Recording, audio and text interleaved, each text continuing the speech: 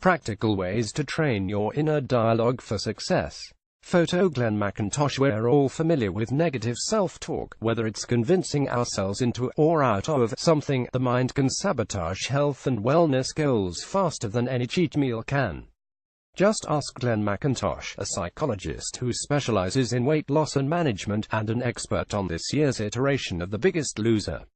His philosophy is simple: the brain is the most crucial muscle to exercise when it comes to overhauling your lifestyle. And according to McIntosh, if you want to make over your body, you need to rethink your weight loss goals and turn them into health ones. There's a pronounced difference, he explains. When it comes to weight loss, we need to change the game. A huge focus, up until this point, has been the number on the scales, which, as many of us know, can be an arbitrary measure. Muscle weighs more than fat, for starters, and being a certain weight is not necessarily an accurate bearing when it comes to a person's holistic health.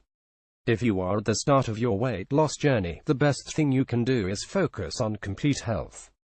You'll find that this combats a lot of the negative self-talk, because your goals aren't defined by just one number, says McIntosh. This takes away a lot of negative self-talk because you stop thinking things like "I could never lose 20 kilograms in a year," because that is not the goal, he explains. In terms of practical ways to subdue our mind's damaging and critical thoughts, McIntosh recommends, yes, you guessed it, practicing mindfulness. In real time, when you're having unhelpful thoughts that are just thoughts, remember that they're not fact, they're not you speaking, they're just words that fly around in your brain, he says, which is a significant point to hold on to in any situation that overwhelms you with self-doubt. It's not about changing your thoughts, but noticing that they're just thoughts.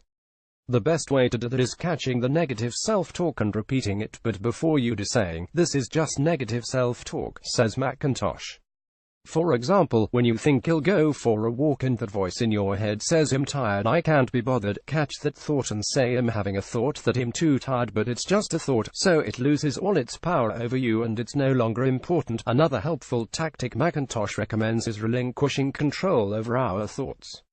Get a bit of distance from your thoughts, but don't try changing them. Sometimes that's too hard, especially at the beginning of a health journey, and you can get stuck in a "I'm not good enough, yes I'm good enough" pattern. This dialogue actually increases the amount of destructive thoughts you have. Sounding familiar? So, just acknowledge what you are thinking, instead of trying to turn your thoughts around.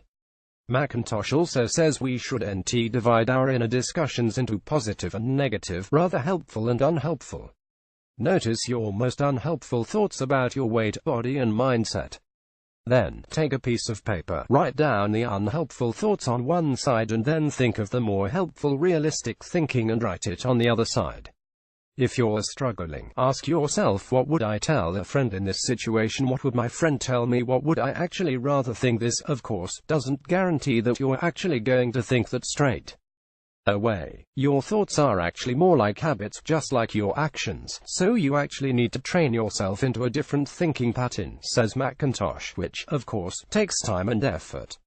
His advice: first, think of the thoughts that are right for you. Don't think about what your partner wants you to think or what your doctor wants you to think. Train yourself into new thoughts. Not thoughts that you already believe, because then you would need to train yourself to write it down, but thoughts that you want to believe. It's a challenge, yes, but it's certainly possible.